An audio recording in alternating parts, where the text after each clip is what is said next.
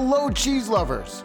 Welcome to A Cheese Course, where we ruminate on what we love while we eat what sticks, in a good way. I'm your host, Adam J. Moskowitz. Those hunks are my cheesemongers, Tommy and Alex, and today our guest is Ron Pope. Where I come from, they'll break a man. What I got now, I built with these hands. RIAA, platinum certified in the United States. 1.4 million monthly Spotify listeners, sold out shows in 13 countries, co-founded Brooklyn Basement Records in 2015, and my friend. More cheese, more cheese. I love cheese, you love cheese. When two love cheese, we eat more cheese. I love cheese, more cheese, more cheese. Welcome. So glad to be here. Thank you for having me. Oh, I love you. You too. Let's cheese. Let's do it. All right. So I asked all my guests to do the intake form, right? Their cheese intake form, and yours was so easy. The most important cheese in your life has always been Parmigiano Reggiano. For Italian Americans, we can't live without it. His words, I believe it. Least favorite, pretty flexible. I don't know if I have a least favorite cheese. We'll see about that. Me and my crew of cheesemongers, what we do is we look at your intake form and we'll create a theme. Today's theme? A trip to Italy. Dun, dun, dun. We're going to Italy, everybody! Okay. Language, as a singer-songwriter, it's very important, yeah? Yes. You're a master of words. I wouldn't say that I am a master of anything, but I am doing my best. A humble master of words. Got it. So I love using metaphors that are music related when talking about cheese because I find it to be very relatable. What do you think about that? And if you agree, what words musically would you use, do you think, to describe food, cheese, etc.? Well, at its core, food is subjective. The experience of food is subjective. You only know how it feels in your mouth. And that is, the same is true for art. If you see a painting and you love it, well, it doesn't matter what a critic says about it. Really, it's about your own experience with the thing. And so art is subjective, food is subjective. So in that way, they are related. Oh, so the way I'm thinking about it is like I talk about things like that cheese is punk rock, that cheese is classical, that cheese is one note, that cheese is harmonic, that cheese rocks. Mm-hmm. In that context, describe Parmigiano Reggiano. It's classical for me. It's, at the core of my food experiences as a child. Every Sunday in my home, that's a part of the meal. My grandmother is making a classic Italian Sunday supper, and so Parm is as much a part of that as the tomato. I dig it. I would say it's like a rhythm guitar. Okay. Why? Yeah, why? Why? Yeah, you tell me. What does a rhythm guitar do? It ties a lot of things together. Certainly it's part of the rhythm section, but it's also an instrument that can create harmony. And so it has two functions. I guess it's part of the rhythm section and also part of the people that are making notes happen at the front. So I guess in that way, it could be like a rhythm guitar. That's exactly right. Because it just adds texture. It keeps the rhythm. It brings everything together. Mm-hmm. I'm hungry. You hungry? I'm always hungry. Let's eat some cheese, shall we? Actually, absolutely. Cheese. Let's eat cheese. I see a slice of green apple. I see something yellow on the top. Sticky. It looks sticky. Okay, could be sticky, yes. Sticky. And, that's an interesting. Looks natural rind. Okay. I'm guessing, based on what it looks like, it's an aged cheese. It looks like we got some kerosene crystals, so it looks a little bit aged. I'm not sure it's cow's milk. I want to guess maybe sheep's milk. Guys, what do we got? So this cheese is Ubriacco del Piave. This is a tradition of trying to beat the tax man in Italy, where you were given a tax on every wheel of cheese that you made. And so if you wanted to have some for yourself and save some money, you hid them in the casks of wine on your property. So it's a wine-soaked cheese from northern Italy. What kind of milk is it? Cow's milk. Oh, God damn it. Idiot. So close. And the pairing we have today, we really wanted to keep it simple and really mimic some of the fruity and bright notes of the wine. So we have delicately basted that piece with a little bit of fresh lemon curd and have a slice of Granny Smith apple. So should be light, bright, fresh, super clean. Bravo, gentlemen. Right? Wow. Light, bright. Art. Yes. Can you say that again? What was that? Light, bright? Light, bright, super fresh. Light, bright, super fresh. Let's eat. I'm going to go like that. Cheers. Cheers to you, my friend.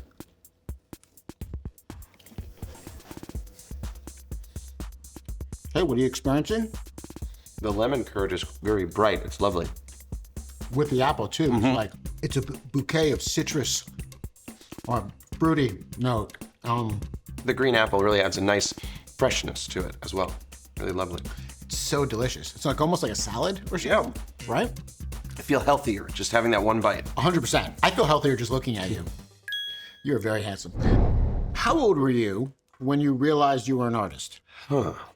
Well, I always made music. And I think, as a kid, you start because you like to make music, but you like to do lots of things when you're a kid. So you play sports, you draw pictures, you dance and sing songs and run around.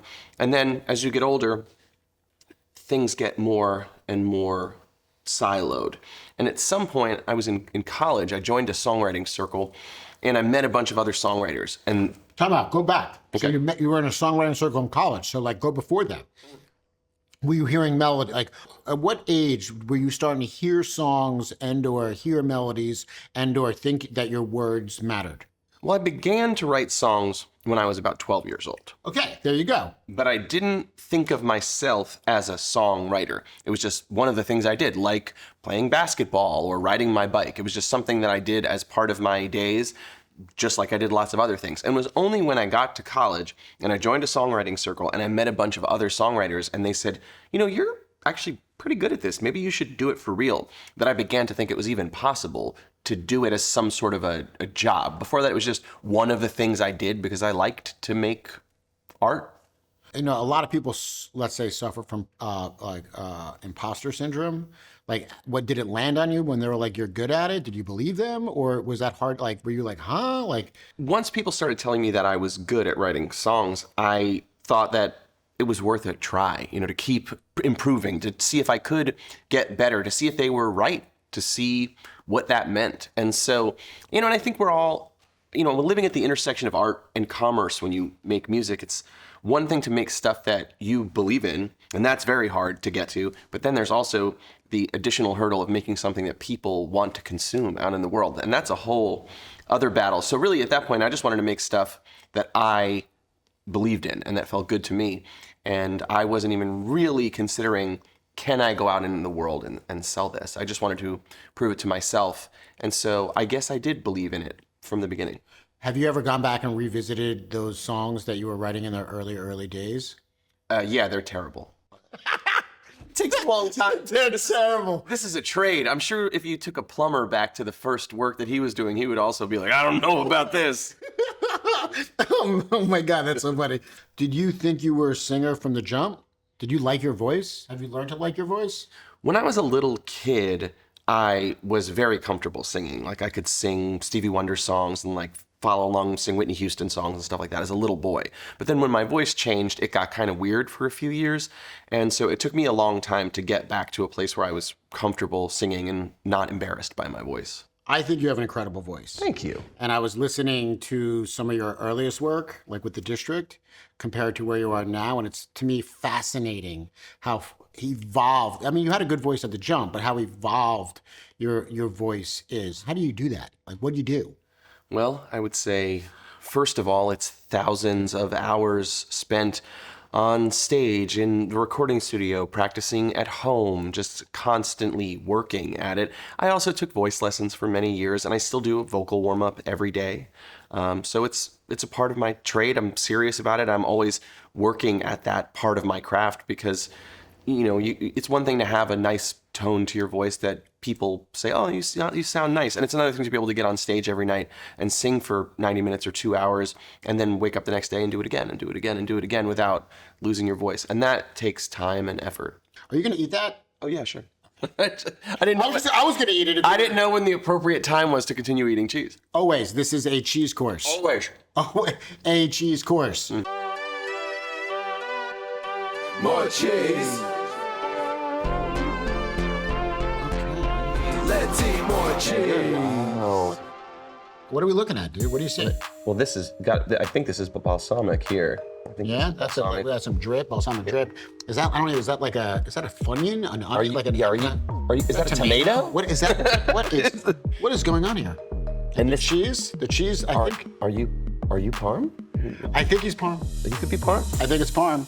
Lay it on us, fellas. Are you gonna let us know? When do we find out? Right now, tell us now? let's go find out right now, I need that. guys. What do we got here? So this is my favorite cheese on the planet. This is Parmigiano Cravero, made by Massimo in Emilia Romagna, but aged by Giorgio Cravero up in the north in the mountains in Bra. It is soft and sweet and hazelnutty and beef broth and almost like peaches once you get into it. Hazelnutty? This sounds like a dream. I know. Where are we going? I love I it. think Giorgio has the dream job. Oh yeah. Totally. And to pair with such a perfect specimen, we wanted to elevate the cheese to pretty much the highest level possible. So what we have is on the side is a fried tomato chip to really kind of play into that umami and sort of tomato aspect. You were so close with the balsamic. We have instead a black garlic molasses. So black garlic, if you're not familiar, is a sort of fermented garlic. Usually it's underground. Takes a long time for it to sort of break down, but what you do get is this already natural molasses-like character. So paired with this cheese, you're gonna get this like light spice, but the sweetness is just gonna be complementary to that really rich cheese. So hopefully you're gonna enjoy it. This is Sunday dinner for you. I love it. Just want a quick shout out, Giorgio Cravero, the man in the Parm game. His Parm is insane. It tames every other game because why? His Parm is the best. All right, did you ever think you were gonna eat a fried tomato chip with black garlic molasses on Parm? I did not have that on my bingo card today, but when I'm with you, I never know what I'm gonna eat, and I love that. I know, I love it too. Let's go, dude. Boom. Oh my God. Oh my God. Fellas. Wow. All right, what are you feeling? And talking music, because I know you're comfortable there. What are you feeling? What are you tasting? Wow. Goodness. It's vibrant, it's elegant, it's it's classy. I feel like this is like Miles Davis. Just like my mind I'm up here. Oh my God. Super jazzy. It has like a pasta, like it does feel like we're having like a pomodoro pasta, right? Minus the pasta, but the crisp of the tomato kind of gives you that starchy note. I imagine the pressure of being a full-time independent musician could be daunting. Do you miss being in a band? I loved being in a band. My dream was certainly to be in a band, and I was in a band with my best friends, which is now mostly a group text where people talk about like their bowel problems and their kids and stuff. It's like a lot of like middle-aged dudes talking about middle-aged dude stuff. I have IBS, and I've done a colonoscopy twice. Scatologic humor is my favorite humor. In an ideal world, I would still be in my band with my friends. My solo project really began sort of by accident. It started to get popular on the internet. I had made a few songs with my own name on them, but I wasn't trying to have it be my job. It was just different than my band sounded. So I started putting them out, and that really connected, and that led to me pursuing a path as a solo artist. And you build a band around you whenever you need to go on tour, right? You've gone big, you've gone small, you've gone acoustic, you've gone right? Yeah. We've gone with groups as large as 8 people on stage, and I've gone as small as all by myself, and kind of everything in between. And so sometimes there's a horn section and drums and bass and guitars and keyboards, and we're doing that. And other times it's 3 of us with acoustic instruments standing around one microphone. So that is also another part that's nice about not being in a band anymore, where it's the same people all the time. But I do miss my buddies. Right, but thank God for group tests where you could talk about your bowel movements. Cheese. Let's eat cheese. Look at this. All right, what do you say? Are these maybe, I don't know, they could be fresh, but they could be pickled, these peppers. I'm not sure, but they might be fresh. Yep. And then, Meat? yes, some sort of meat here, like a salami, pepperoni, I don't know. And I'm guessing Taleggio because we are in Italy, so it's a wash rind, soft ripened cheese. We got Taleggio. Guys, tell me what we won. We have Taleggio DOP. This is good old Italian standby in your case. Washed rind, born in the 9th century, so beloved by the 13th century, they used it as currency in the region. It's pudgy, it's yeasty, and it's just so meaty and delicious. Did you say pudgy? Yes. Correct. I just want to make sure. This cheese is like an absolutely doughboy. Super creamy, but at the same time has some structure that gives it elasticity. The main profile for this cheese for me always is very reminiscent of sourdough. So you have a little bit of this like sweet, acidic, aromatic sense, and then a very briny, salty finish. So today we have a Napolitana salami, which has a North African merguez spice, which is going to give it a little bit more of like a kick, heat, really like buttered popcorn kind of vibe in the fat there. And then on the side is also, to give a little bit more texture, a pickled peppadew pepper. So they're little light, small red peppers that are crunchy and sweet. Not a lot of heat there, but the texture there is going to hopefully break some of that rich and fatty sort of doughy texture there. I am so happy for us right now. Can you believe what we're doing? I think they're f***ing with me. They're using words like pudgy and doughboy, and I think they're making fun of me. I think that you're adorable. Okay, So, fine. Shall we? yes. All right, let us do it. I always think Taleggio is like pizza dough. Yeah, I mean, the yeasty, talking about Taleggio as like yeasty, fermented is like really spot on. Yeah.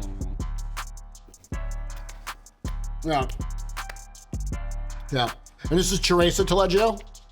Yep. Yes. The one and only. Of course. Teresa Taleggio, the best Taleggio in America. What do you think? Wow. Just beautiful. Like the marriage of all of these elements together. It's harmonious. There we go. See, there we go. There you go. There you Harmony. It's beautiful. The harmony is beautiful. It's pitch perfect. There you go. What do you say? It's funky. Ooh, it is a little funky, but not in an offensive way, in a delightful way. In a delightful way. Yeah, not like fart funk, like George Clinton funk. Speechless. You have 23 albums on Spotify dating back to 2008. How do I? Goodness. Do you ever get writer's block? And if so, what do you do about it? I don't get writer's block because I believe that if you are a songwriter, you have to be willing to sit down and write songs. I can't always write a good song, but I can always write a song. I can sit there and bang my head against the wall until eventually a song comes out. But to get good songs, that's still, fairy dust is involved in that. Some sort of miracle has to happen for a really good song to happen. But I think if you're a songwriter, you have to be willing to sit down and write songs. When you are writing songs, is there what's your approach to songwriting? Is it like a riff first? Is it a lyric first? My approach is not especially rigid. So sometimes I'll get a lyrical idea, I'll write it down in a notebook, or I'll sing it into my phone. Sometimes it's a melody, sometimes I'm humming something so it really just depends. Other days I sit down at the piano and I write chords and I write words at the same time. Other days I do it with the guitar. I write to tracks sometimes. So for me, it's important to not have it be especially rigid because that's a way to get writer's block. If I feel like I'm hitting a wall, I'll just try something else. And so I like to keep it open and free and allow myself to experiment. And I write in such a wide variety of genres as well. So that allows me, today I might write a bluegrass song and tomorrow I might be writing a hip hop hook. And that's a freedom that allows me to continue to turn the wheels in my head and stay creative. Now, I would say most artists feel compelled to stay within a box. That especially in the music world or the entertainment world, when you find your thing, you stick with it. But it feels like you don't do that. I think that's a really courageous thing. And I'm wondering what's behind that. I like to make art. I didn't sign up to be in the music business. I signed up to be in the music. And so I want to be able to create whatever it is that feels good to me at any given time. This month I'll produce a bluegrass album. Next month I'll make my own record, which is kind of a American rock music. Maybe I'm working with a hip hop artist. Maybe I'm working with whoever walks through the door. I signed up in the beginning to make art because it felt inspiring to me. So that's what I'm trying to do every day, is stay inspired, because if I just was doing this to make money, I probably could have picked something that was much easier. I really appreciate what you were saying about about not having writer's block, and the path to that is what I got is practice, practice, practice. And I want to just highlight out there that like practice doesn't make perfect, practice makes progress. And it sounds like if you're practicing, you're going to be making progress. I also appreciate you not being rigid, right? There's no one way to do something. There's just doing something, and then it happens. And I find that is like I like to say I wear life like a loose garment, and it sounds like that's how you wear your songwriting. There's this song that I've heard of yours. I think it's called "Drop in the Ocean." I've heard that one too. It's a whale of a song, bro. Jesus Christ. It is the gift that keeps on giving, that one. Drop in the ocean, a change in the weather. I was praying that you and me might end up together. Tell me what the song is for the viewing audience, and I'm curious to know what your relationship is with it today. So I wrote this song called A Drop in the Ocean. I wrote it with my best friend, my former roommate, Zach Berkman. And Hi, Zach. hey, Zach. And so Zach and I wrote this song when we were still roommates a long time ago.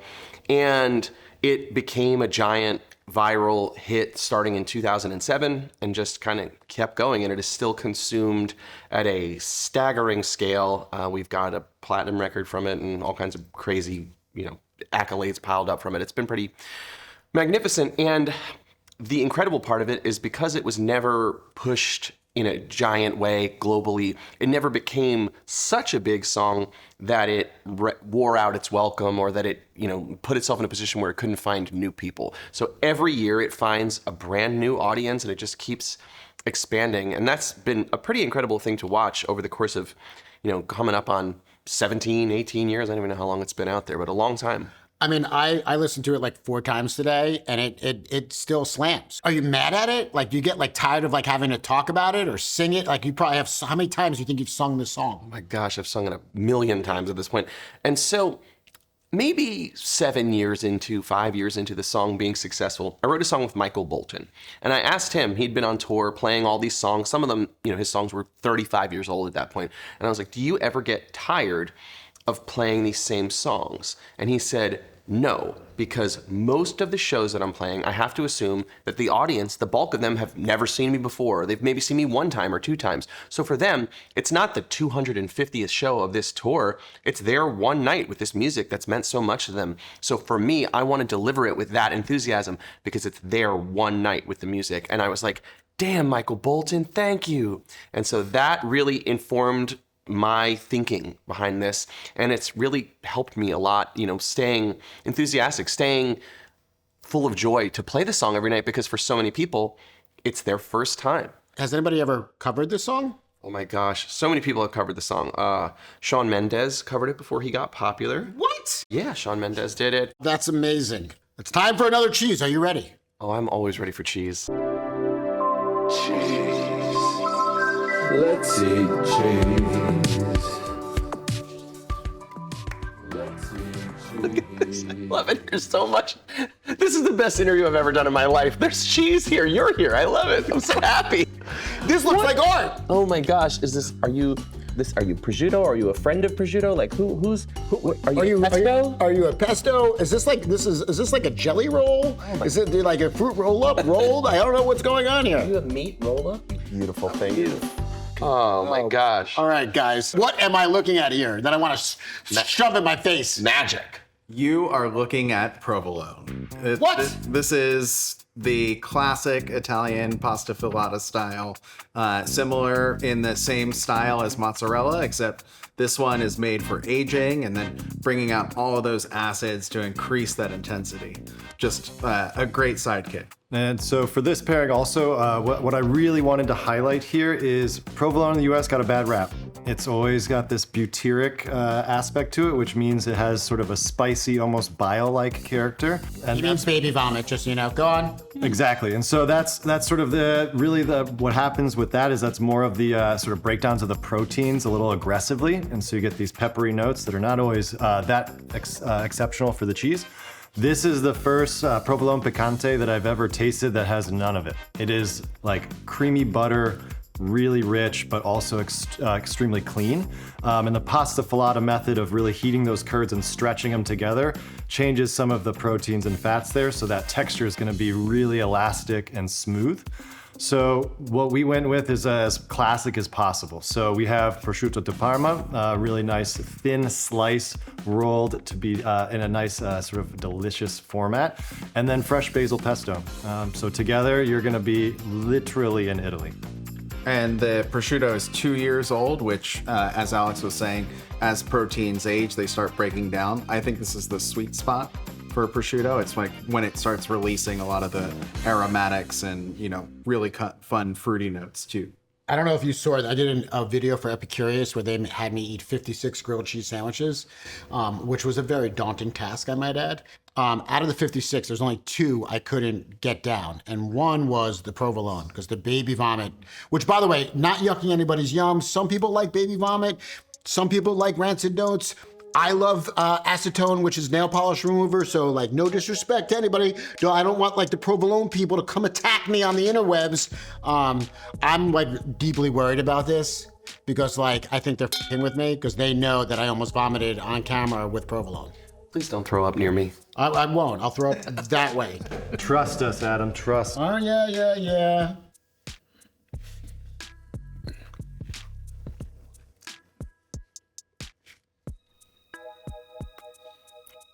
Holy shit.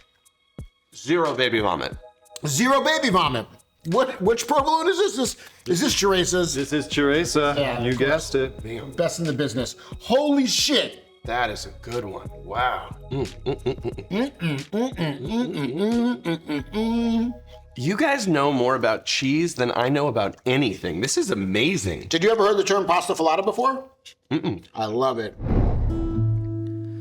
You're the reason that when everything I know falls apart, you're the reason I come home. You're the reason I come home. I love this song. And it's only taken a greater meaning as I've grown older. I struggle with addiction and poor mental health. 5 years ago, I came very close to taking my own life. And it was the love of my wife that saved my life. Can you tell us about your relationship with your wife? Wow, geez, you're gonna make me cry. Oh, goodness. Well, my wife and I met when we were children. We met when we were in the 7th grade, and we were friendly, but not friends. We knew each other, certainly. And then when I got to New York, I'd been here a few years, and she sent me a message, and she said, hey, I'm moving to New York. And she did this with every person she had ever met who lived in New York, because she only knew 5 or 6 people. And we went out to have dinner, and it turned out that she had broken up with her boyfriend, so then I just slid an engagement ring across the table, and here we are. We have been working together for a long time. She is my manager and the manager of a number of other wonderful artists, including Miko Marks, Emily Scott Robinson, and Brandy Zidane. So she's got a powerhouse team in Nashville. She's got a PR arm in her company now. There's a branding portion. There's creative services. They do all the different things that you can do in the music business under one umbrella. She's amazing, and she's an incredible mother and a wonderful wife and my best friend. What's the trick to a successful marriage when you're also business partners? I think you have to be willing to listen to each other and take each other's advice, take each other's notes. And sometimes it's hard, bring my wife a song that I have written about my feelings for her, and she has to take herself out of that because she's workshopping this music that we are also trying to put out into the world for other people to consume. So it's not just about her own feelings, it's about what she thinks will work in the marketplace. And that's a real challenge. And luckily, we've had a lot of practice. We've been working together full-time for more than 12 years now, and we were working together on some level for a few years before that. So we've had a long time to figure out how we can do this together. Somebody once told me that the key to a successful marriage is not wanting to get divorced at the same time. Love is the thing you do. Another banger. 'Cause love is a thing you do. Really moves me because I believe words are just words. It is actions that make an impact, and apologies without changed behavior is manipulation. What are some acts of love that have been bestowed upon you in your career?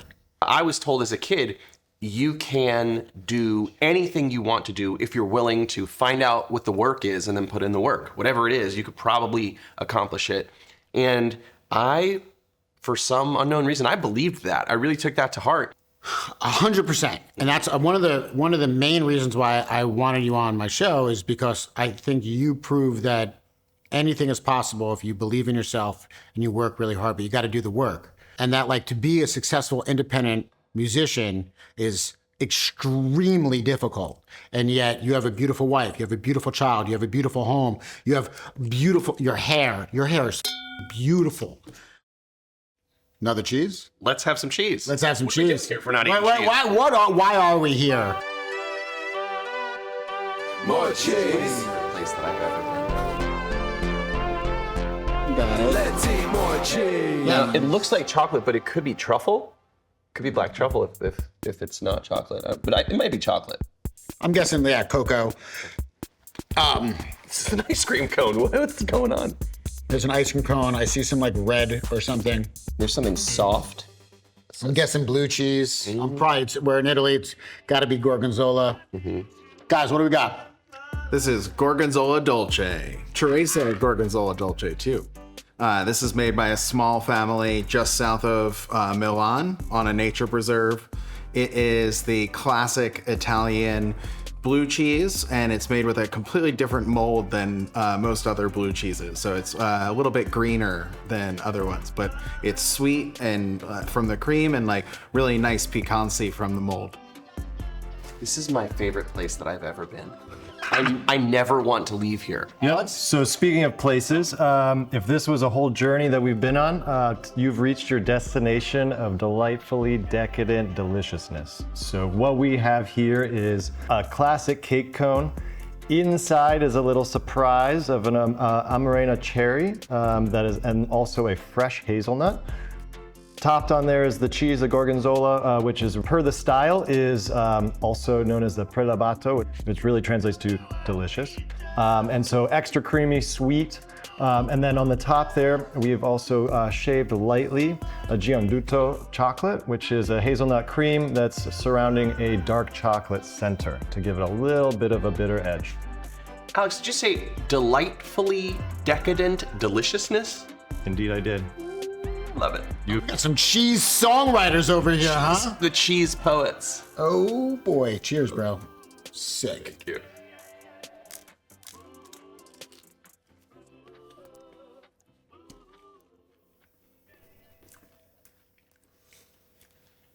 Holy shit, the cherry with the Gorgonzola. Nuts, dude.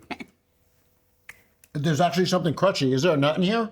Hazelnut, right? Fresh hazelnut, just to give that texture an extra level. Brilliant. Brilliant, gentlemen. Oh. Oh, you guys want to come live with me? Oh my God. Oh my God. We can go on tour. Let's Yo. Get on the bus. The song Ain't No Angel is a banger.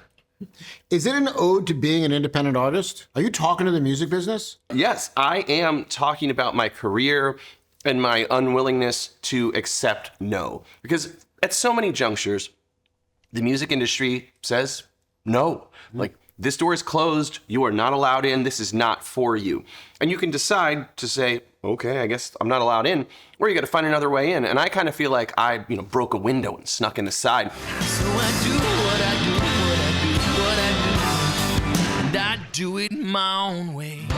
Your music is very personable, vulnerable, and sensitive. How do you manage the fear of sharing that type of art? When I was a kid, I was a weird, strange, goofy kid. I was in my room writing poems, and I loved music, and I felt an incredible connection with the outside world through music. Listening to other people's music made me feel so much less alone when I was growing up. And so once I started creating music and putting it out into the world, I just wanted to do that in reverse. I wanted to take my feelings and my ideas and share them with people and allow them to feel the same way that I did, to feel less alone and feel more connected, not just to me, but to a community of other people that are listening to the music. And so I don't feel afraid to do that because it's what I set out to do. I want to share the realest things that I feel. If it's something that feels significant to me, I assume it's gonna feel significant to some other people too. And perhaps they're not in a position where they can express those emotions. And I feel like it's part of my job to do that, to share that with people. 100%. And I think by doing so, you give people the courage to acknowledge and feel open about feeling the same way. I hope so. I mean, I think what you're my life's work now is meaningful connections. That like cheese, like today, this interaction, I use cheese as a metaphor, as a gateway, as a guitar to create and foster meaningful connections with people. All right, it's time for What the Funk. What the Funk? Rapid fire questions. No wrong answers, just whatever comes in your mind, spit out of your mouth. Don't spit on me. And you can repeat your answers. Ready? Best cheese to bring to a party. Manchego, because nobody can say no to it. Best cheese to get laid with. Burrata, because it's so elegant. Best cheese to put in a grilled cheese. The sliced cheese that's wrapped in plastic. I'm sorry, it's not even really cheese, I know, but it's so good. I agree with you. If you were a cheese, what would you be and why? I would be mozzarella. What do you creamy. So soft. You're soft and creamy, and you melt. As a master of love songs, what lyric of yours would you sing to your favorite cheese? Parmigiano Reggiano's right here, big hunk. Run through your lyrics. Think about it. So we talked about love is a thing you do. Yeah. I will kiss you in the morning and before you shut your eyes. I will hold you when you're laughing, even closer when you cry. Every dream you ever dream, I'll do my best to help come true, because love is a thing you do. And then I would just eat the cheese. And there you go. And that's what you would do. I just quoted myself. That was horrible. No, I mean, I asked you to. You did ask me to. I didn't do it on purpose. No, I asked you to. I did it under duress. Yeah. I wouldn't have given you what I'm about to give you if you didn't do that. Okay. Well, And that just locked that into the series, by the way. I earned my cheese. You did. Oh, wow. I'm so proud. Okay, so it's the recap. Thank you, Tommy. Bravo. I can't believe Bravo. this. All right, so here today we had the Ubriacco? Ubriacco, that's what I said. We had the Cravero Parm, we had the Taleggio, the Provolone, and the Gorgonzola Dolce. Okay, which was your favorite and why? Man. Yes, you have to choose one. Oh, I will choose one. I think because, oh man. You don't have to choose. You know what? It's too hard. I'll ask the question a different way. Okay. I'll frame it differently. To me, the hallmark of a great cheese, a great dish, a great bite is something that I could just slam, eat it every night, eat it all the time. Just like I'm not looking for something that's like so big and bold that I can only take one bite. I want to eat it again and again and again. Out of these four, which one would you eat again and again and again? No. Yeah, I'm actually going with this guy first, the Ubriacco, and the Parm. I could eat both. No, because the Provolone is like a sandwich. I can't. Yo, thank you for coming on. I love you. Thank you for having me here. Yeah, man. I hope this exceeded your expectations. To the moon. To the moon. Please give Blair and Frankie a big hug and kiss for me. And I'll do the same with Jess and the kids. And I love you, Blair. Love you. Thank you for having me. Yeah, man. Let's eat cheese. Let's eat cheese. I love cheese. You love cheese. Let's eat cheese. I love cheese. I love cheese. You love cheese. Let's eat cheese. Let's eat cheese.